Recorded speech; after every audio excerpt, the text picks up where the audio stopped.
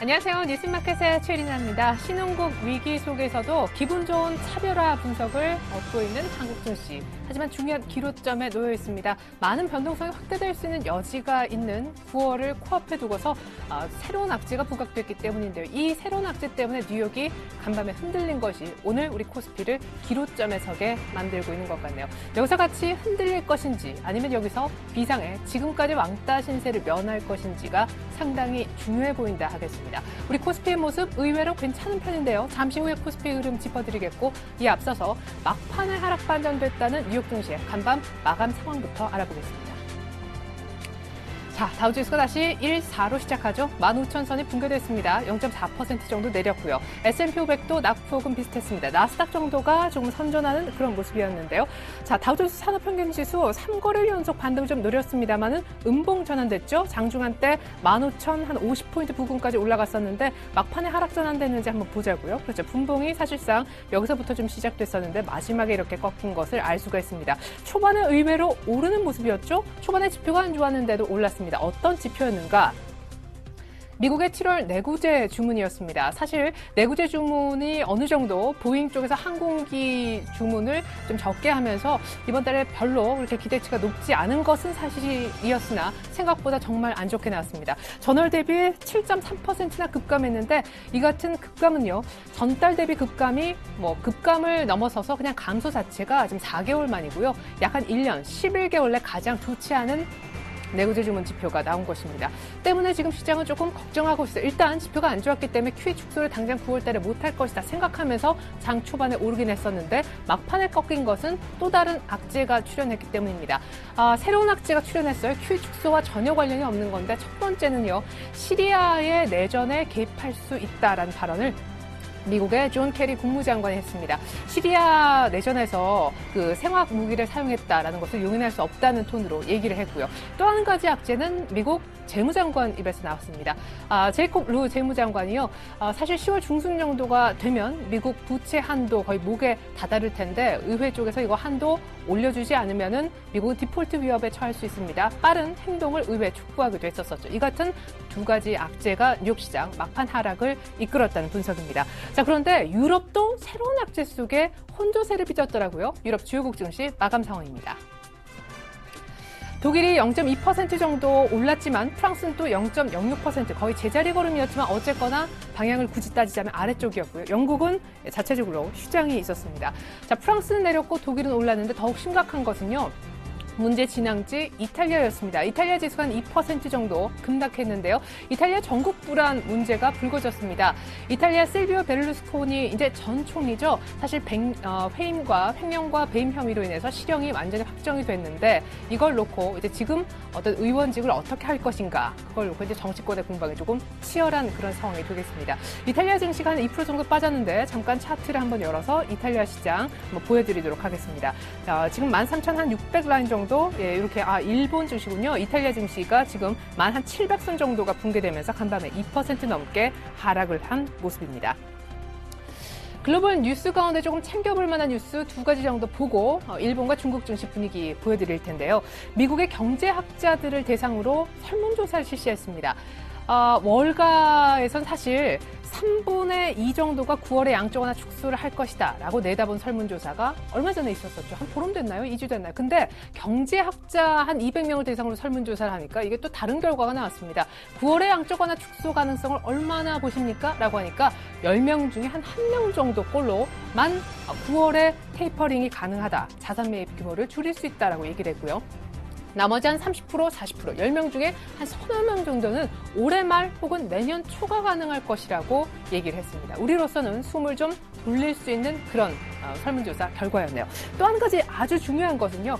월가의 큰 손들이 지금 신흥국 쪽에서 자금을 빼내느라 분주한 모습이지만 그럼에도 불구하고 한국 채권은 사느라 급급하다라는 뉴스가 블룸버그 통신을 통해서 들어왔습니다. 그 얘기인 즉슨 한국의 펀더멘털이 그만큼 좋다라는 얘기죠. 신흥국 위기 속에서도 오늘까지 잠시 후에 보여드리겠지만 외국인들의 매수가 이어지고 있는데요. 크게 걱정을 할 필요가 있을까 하는 생각도 듭니다. 일단 의외로 시장이 잘 버티고 있는 이유가 되겠습니다. 보겠습니다. 자, 일본과 중국 보고 코스피 쪽으로 넘어오죠. 먼저 일본 니케이입니다. 어제도 약보합, 오늘도 약보합 13,600 라인 정도에 걸쳐져 있습니다. 일본이 어제는 방사능 때문에 조금 주춤했었는데 오늘은 시리아 내전 관련해서 역시 분위기가 별로 좋지 않은 것 같죠. 조금 121선, 21선, 61선이 모이는 이 구간에서 조금은 주춤한 그런 양상이 진행되고 있습니다. 14,000과 은근히 좀 멀어지면서 일단 수렴하는 차트로 흘러가고 있고요. 중국 상해종합지수가 아주 중요하겠죠. 전일 2% 육박하는 상승세를 보이면서 2,100선이 거의 회복될 뻔했는데 오늘 추가 상승 한 7포인트 정도만 하니까 곧바로 2,100이 회복이 됐네요. 엄청납니다. 중국이 어제 얼마나 올랐는지 기술적으로 느껴보실 수 있게 차트를 좀 띄워보죠. 자, 이것이 중국 상해종합지수입니다. 사실 그 상단이 한 2,050선, 60선 정도 됐었는데 70선 라인을 모두 뛰어넘었고요. 문제 넥라인 2,100선 정도, 우리 1,900 정도의 느낌인데요. 2,100선을 막 중국 상해종합지수가 회복을 했습니다. 전일 이렇게 1.9% 급등하면서 2,096까지 갔었는데 재밌게도 여기 이 상승, 급등을 주도했던 쪽이요. 석유 및 원자재 관련주였다는 사실입니다. 페트로 차이나 등이 아주 선전했다는 분석. 중국도 원자재 쪽이 시장을 이끌어주고 있습니다. 놓쳐서는 안 되는 부분이 되겠죠. 자, 우리 코스피입니다. 코스피가 오늘 별로 빠지지 않고요. 사실 좀 엎치락뒤치락 많이 했었고 출발은 조금 흔들렸었지만 나쁘지 않습니다. 8포인트 정도 위쪽인데 뉴욕 증시가 좀 흔들렸었죠. 때문에 자연스러운 장 초반에 하락이 있었고요. 곧바로 빠르게 상승 전환한 이후 약간의 물론 또 부침도 있었습니다. 분봉 보시죠. 뉴욕 증시 영향으로 약세로 출발했던 아침이었고요. 곧바로 의외로 빠르게 좀 상승 전환해 줬었지만 그래도 1890 라인은 크게 못 벗어났었다가 의외로 여기서 쭉 가는 게 아니라 약간의 또 다시 부침이 있으면서 다시 하락 전환하기도 하는 등 코스피가 오늘 방향을 못 잡겠구나 싶었었는데 조금 전에 상승폭을 약간 키우면서 지금 오늘의 고점을 만들어내고 있습니다. 1890선 회복했고요. 90선 중반까지 올라와서 지금 전일 대비 1호 8포인트 정도 더 위쪽에 있습니다. 조금 악재 출현 속에서도 1900을 향해서 나아가고 있죠. 여기에서 5포인트만 더 오르면 1900입니다. 자, 이어서 수급 한번 보여드리겠는데요. 코스피의 외국인들이 매수를 계속 유지시켜주고 있습니다. 전일, 전전일 그리고 오늘까지 사흘 연속 사주고 있는데요. 전일, 전전일 도합 한 3천억 정도, 하루 평균 1,500억 정도 샀고요. 오늘 현재 700억 정도 순매수세가 유입되고 있습니다.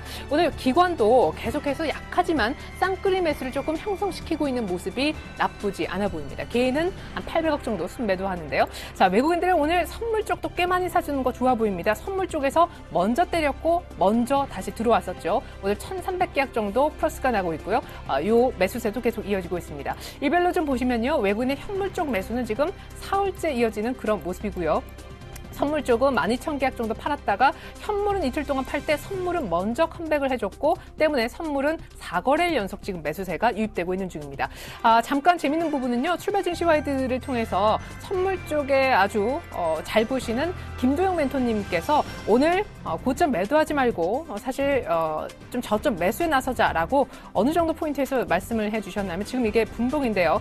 요 정도에서 말씀해 주셨었습니다. 이 운봉 내려맞고 고점 매도 말고 지금 고점 매도 해봤자 얼마나 먹겠느냐라면서 다시 저점 매수를 얘기하셨는데 지금 저점 매수가 거의 유효한 상황으로 선물을 다시 윗방향으로 틀어서 선물도 지금 장중 고점을 나타내고 있습니다. 네, 이번엔 코스닥입니다. 코스닥의 모습 오늘 별로 좋지 못합니다. 530선 지키기가 조금 버거워 보이는데 수급도 별로 안 좋습니다. 529.97 어제보다 한 3포인트 정도 빠지죠. 자, 지금 전체적인 좀 뭐랄까 시장의 조명은 다 코스피한테 가 있는 그런 느낌이 들거든요. 네, 코스닥의 분봉이 되겠습니다. 자, 코스닥은 초반이 그나마 고점이었었고 지금 낙폭이 조금 더 커지게 진행되고 있습니다. 요 조금 올라왔던 요 포인트가 약간의 상승 전환했던 포인트였는데 그 이후로 거침없이 하락하다가 지금은 바닥권에서 오늘 나름대로의 바닥권에서 헤매고 있습니다. 530선은 일단은 조금 내주려는 힘이 더 강하게 작용하고 있습니다. 수급 보시죠. 수급이 별로 좋지 않다고 말씀드렸는데 어떤 의미에서 그렇냐?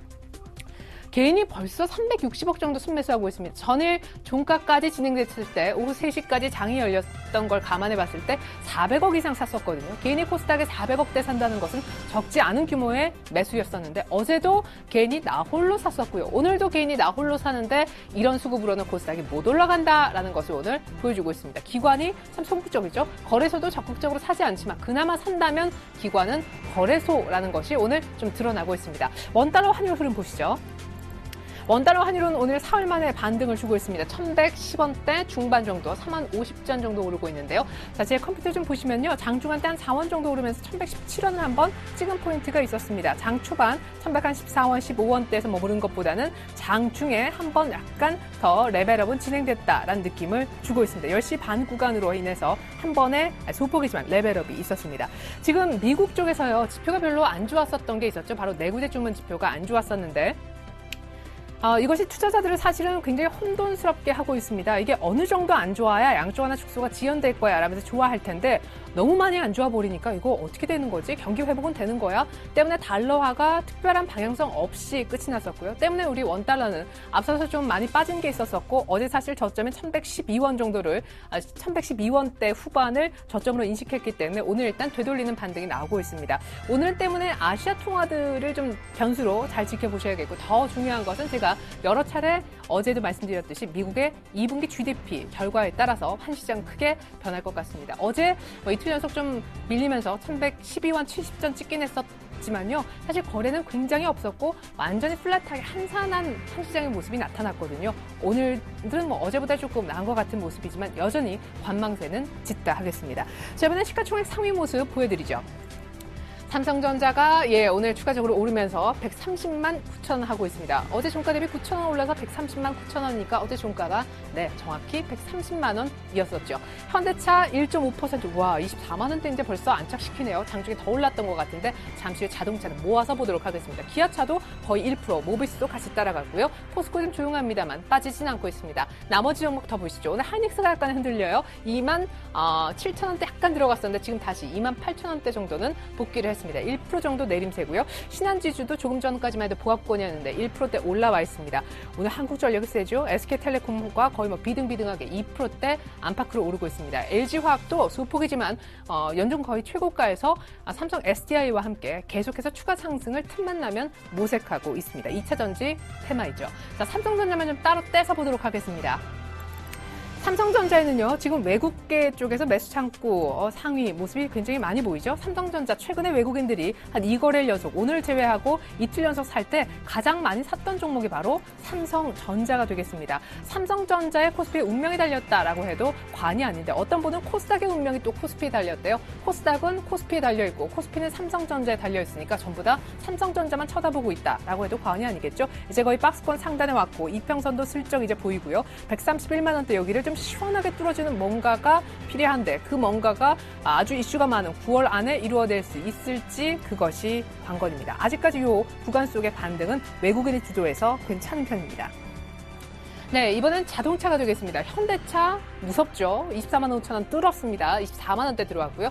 기아차가 어제 연중 최고가를 먼저 찍었고 현대차는 약간 근접했었는데 현대차마저도 오늘 연중 최고가를 쓰고 있습니다. 현대차가 오늘 훨씬 더 센 모습인데요. 현대모비스는 그냥 따라가는 정도고 넥센타이어 보십시오. 일단 현대차부터 차트를 조금 키워보겠습니다.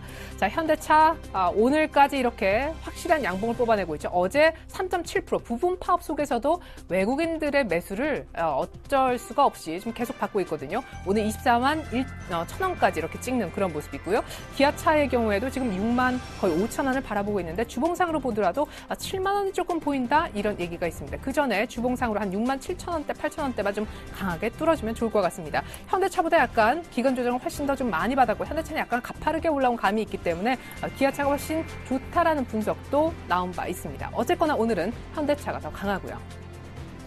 그리고 넥센타이어가 오늘 4%대 이렇게 급반등하는 것은요. 원재료 하락에 따른 실적 개선 기대감이 나오고 있기 때문인데 넥센타이어가 한 번 또 올라가면 이게 꾸준하게 못 말릴 정도로 올라가는 종목이잖아요. 매매 보신 분들은 아실 텐데 넥센타이어 차트 한번 열어 보여드리겠습니다. 자, 이렇게 밑에서부터 급반등이 아주 시원하게 가파른 V자로 올라오고 있는데 넥센타이어가 한번 가면은요. 이런 식으로 이렇게 좀 긴 구간 아주 높은 가파른 V자로 잘 가는 그런 종목입니다. 물론 그만큼 빨리 내리기도 했었는데 최근에 이런 종목들을 좀 잘 보셔야겠습니다. 잠시 후에 이런 어떤 패턴의 종목들도 조금 준비했는데 전문가들은요. 하지만 조금 조심할 필요가 있다라고 하는 것이 넥센타이어 지금 이 가격대 15,000원대에는요. 굉장히 중요한 매물이 많이 포진해 있는 그런 가격대입니다. 이 가격대에서 그냥 걸리고 말 가능성, 기술적 반등, 낙폭에 따른 기술적 반등 되돌림 정도의 가격대로도 해석해 볼 수가 있기 때문에 추격 매수는 조금 조심하자라는 의견도 있었습니다.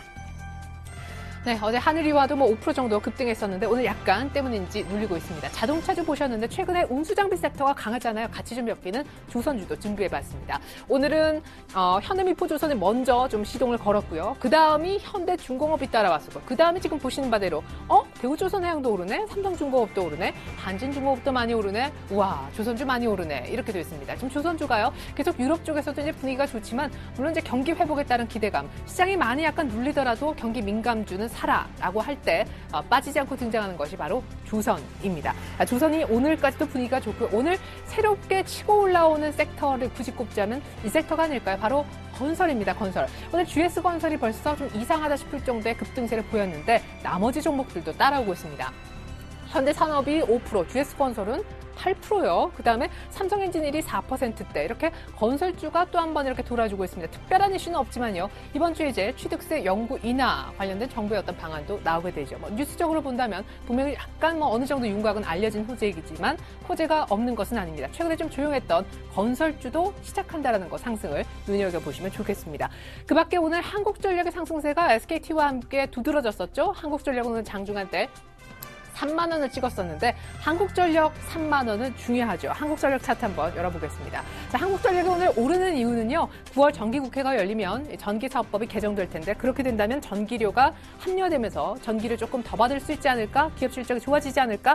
기대 때문입니다. 자, 한국전력의 3만 원대가 중요한 이유는 최근 한 6월부터 반등이 나와서 8월까지 조금 약간 눌림목 이후에 반등이 계속 이어질 때 중요하게 계속 걸렸던 라인이 3만 원이라는 얘기입니다. 아주 쉽게 얘기하면 3자만 보면 전부 다 일단은 팔고자 하는 사람들이 갑자기 등장하게 된다는 것이죠. 3만 원대 안착 여부가 중요한데요. 한국전력 그래도 한 29,500원 지금 정도보다 약간 더 한호가 정도 낮은 가격 정도에 충분히 매수를 해볼 수 있다는 의견이 있습니다. 3만 원대 뚫고 나서 사셔도 괜찮겠고 지금 정도 가격대에도 접근이 일단 무난하겠습니다.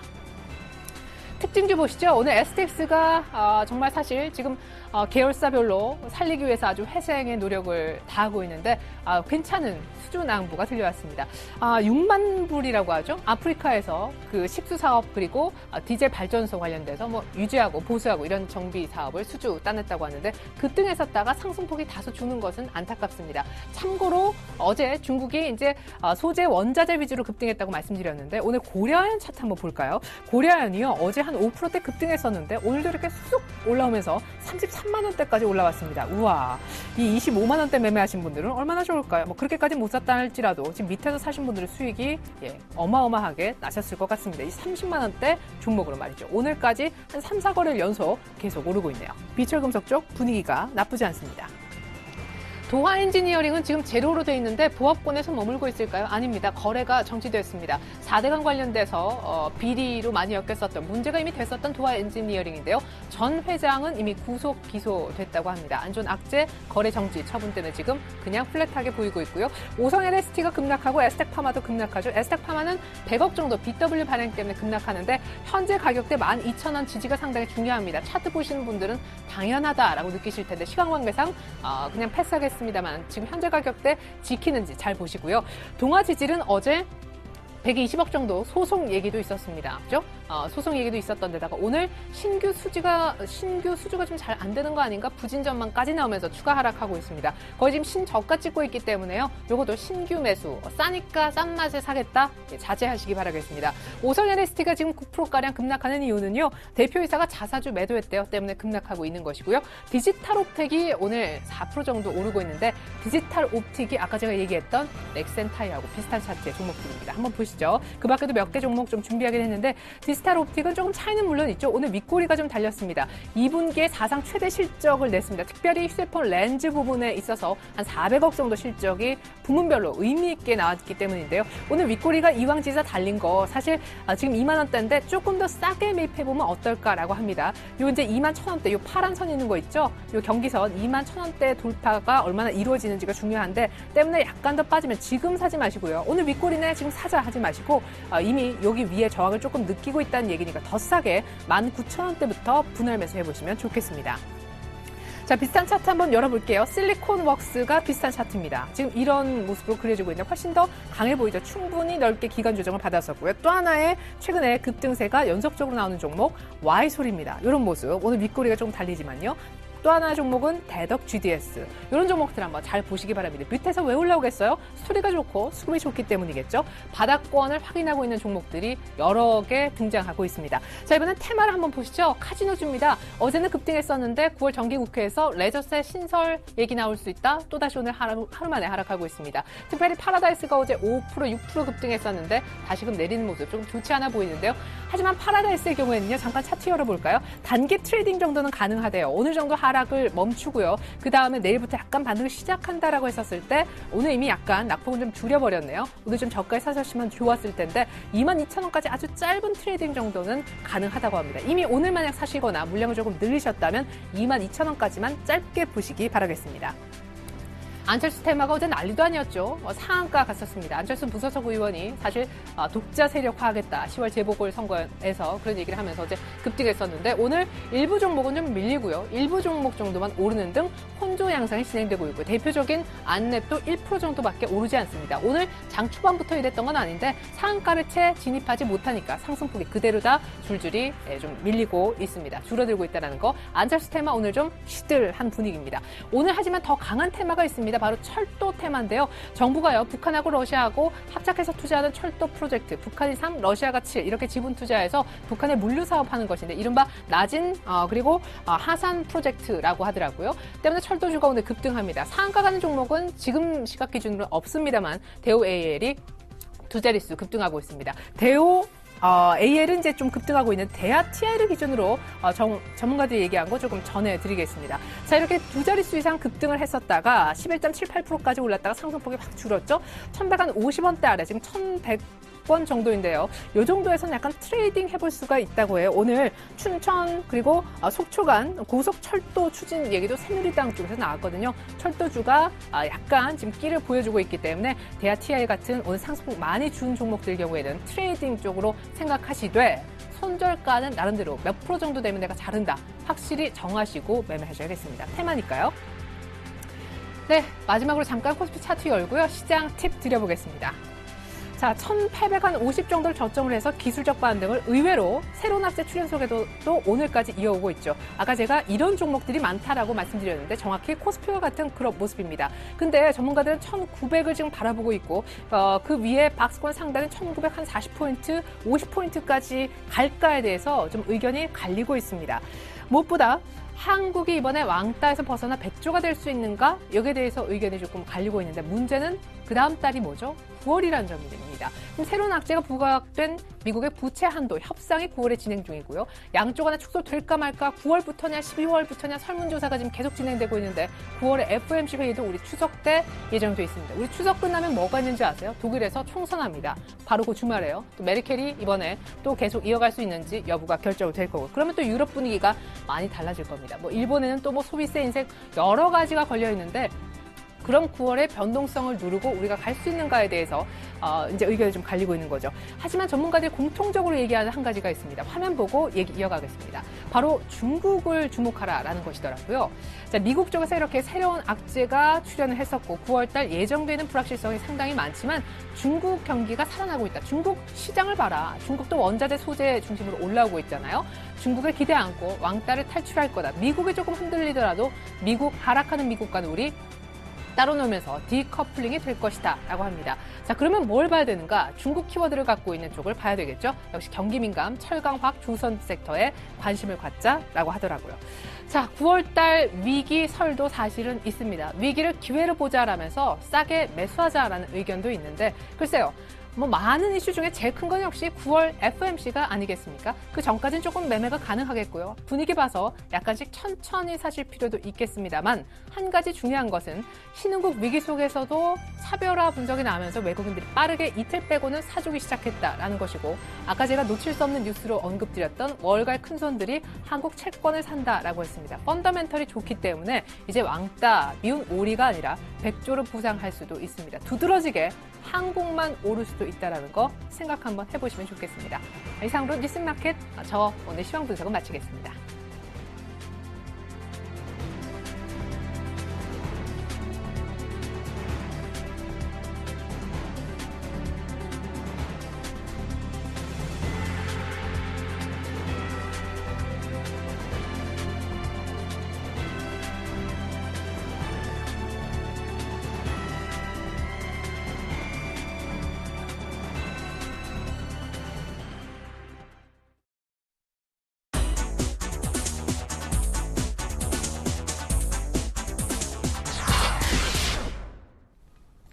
안녕하십니까. 8월 27일 뉴스인마켓입니다.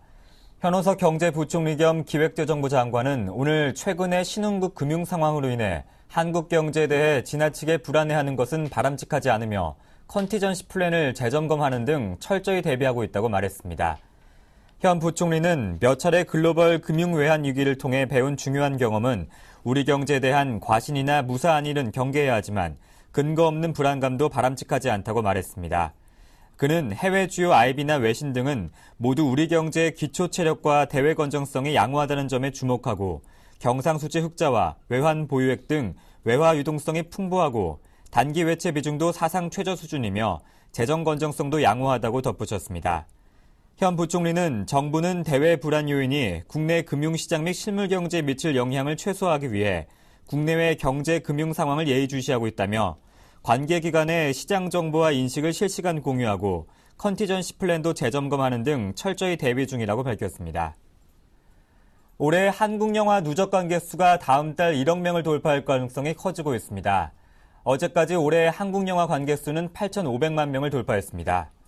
한국 영화는 상반기까지 5,555만 명을 모아 역대 최고치를 기록했고 이는 지난해 같은 기간에 비해 25% 늘어난 것입니다. 특히 8월에 설국열차와 더 테러 라이브, 숨바꼭질, 감기 등 4편의 영화가 동시 흥행하며 사상 최초로 월간 2천만 관객 이상을 끌어모았습니다. 최근 한국 영화 평일 관객 수가 40만 명 안팎인 것을 감안하면 이달 말까지 200만 관객 이상을 더 모아 8,700만 명을 기록하고 이르면 9월쯤 1억 명 돌파가 가능할 것으로 보입니다. 한국 영화가 다음 달 말 1억 관객을 넘는다면 지난해보다 2개월이나 빨리 기록 달성을 하게 됩니다.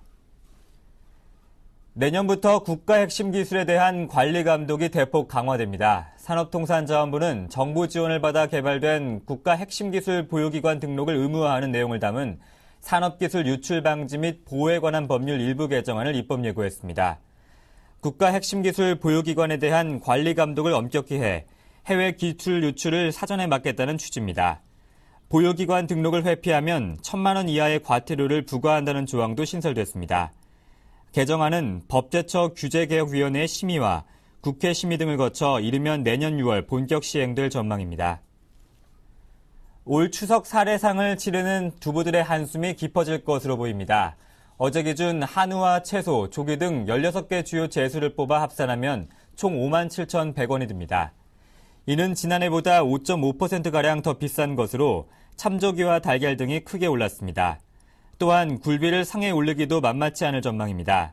어획량 감소로 산지 시세가 높게 형성돼 가격이 10% 정도 오를 것으로 예상됩니다. 한편 한우 가격은 비슷하거나 소폭 떨어질 것으로 보이며 풍작인 사과 가격은 10%에서 20% 정도 내려갈 것으로 예상됩니다. 8월 27일 뉴스인마켓이었습니다. 고맙습니다.